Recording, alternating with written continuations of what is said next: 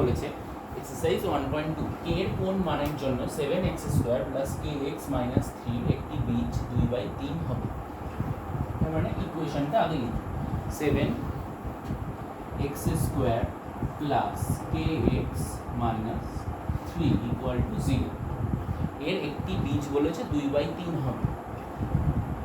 তার মানে কি এর একটা বীজ 2/3 বলে দিয়েছে, তাহলে বলেছে কে এর ভ্যালুটা বাড়বে, কে এর মান বাড়বে। তার মানে কি এই 2/3টা এক্স এর জায়গায় বসাবো।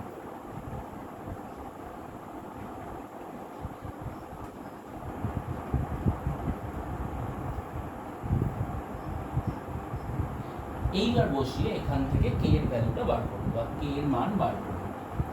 2² হচ্ছে 4, 3² 9 plus 2k/3 minus 3 equal to 0।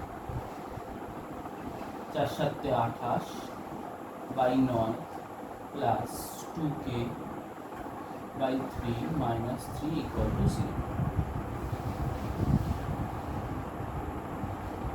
এখান থেকে 2k/3 কে বাঁ দিকে রেখে বাকি সব কিছুকে ডান দিকে দিলাম। -3 ছিল ও পাশে গিয়ে +3, 28/9 এ পাশে প্লাস ছিল ও পাশে গিয়ে মাইনাস।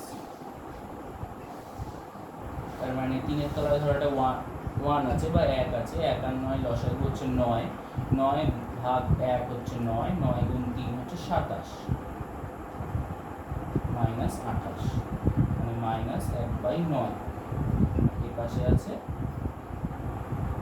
2k/3। 3 আর 9 কাটাকুটি করলে হয় 3। কে এর ভ্যালু হচ্ছে -1/6।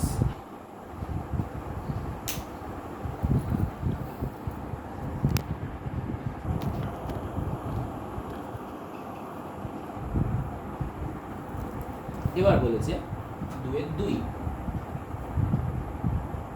কে এর কোন মানের জন্য x² plus 3ax plus k equal to 0 এর একটি বীজ -a হবে। এটা -a হবে। তার মানে বলেছে এই সমীকরণের একটা বীজ -a বলে দিয়েছে। তার মানে কি x² plus 3ax plus k equal to 0 এর একটা বীজ বলেছে -a। তার মানে কি এখানে -aটা বসাবো। -a whole square plus 3a into -a plus k equal to 0। -a whole square a square প্লাসে মাইনাসে মাইনাস 3a ইন্টু a মানে 3a square plus k equal to 0। তার মানে a square minus 3a square minus 2a square plus k equal to 0। মানে k equal two -2a স্কোয়ারটা বসে গেলে +2a square. মানে k এর ভ্যালু হচ্ছে +2a square.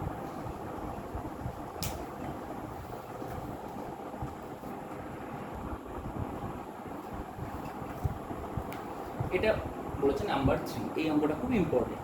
ax² plus 7x plus b এর দুটি বীজ 2/3 ও -3 হলে a আর b এর মান কত। তার মানে কি এর বলেছে দুটি বীজ 2/3 আর -3। তার মানে এই সমীকরণটায় একবার 2/3 বসাবো, একবার -3 বসাবো। ax² plus 7x plus b equal to 0 এই সমীকরণে একবার 2/3টা বসাবো। a ইন্টু 2/3 এর whole square plus 7 into 2/3 plus b equal to 0। তার মানে 2 square 4 by 3 square 9 into a plus 7 দুগুণে 14 by 3 plus b equal to 0। এখান থেকে কি পাচ্ছি যে 9 আর 3 এর লসাগু হচ্ছে 9, 9/9 হচ্ছে 1 মানে 1 ইন্টু 4a মানে 4a প্লাস 9/3 হচ্ছে 3, 3 ইন্টু 14 মানে 42 plus 9b।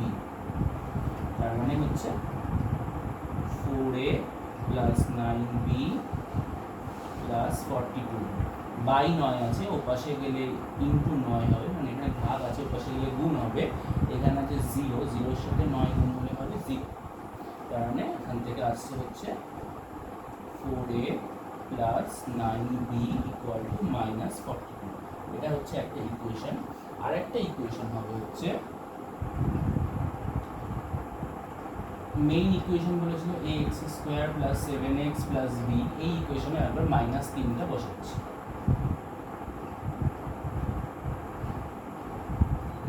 Minus 3 whole square plus 7 into minus 3 plus B equal to 0। Minus 3 whole square মানে 9, 9a minus 21 plus B equal to 0, তার মানে হচ্ছে 9a plus B equal to 21। এই হচ্ছে দুটো ইকুয়েশন। এই দুটো ইকুয়েশনকে সলভ করে 9, আচ্ছা, এই দুটো ইকুয়েশনকে সলভ করে আমাকে এ আর বি এর ভ্যালু বার করতে হবে। তো কীভাবে করব?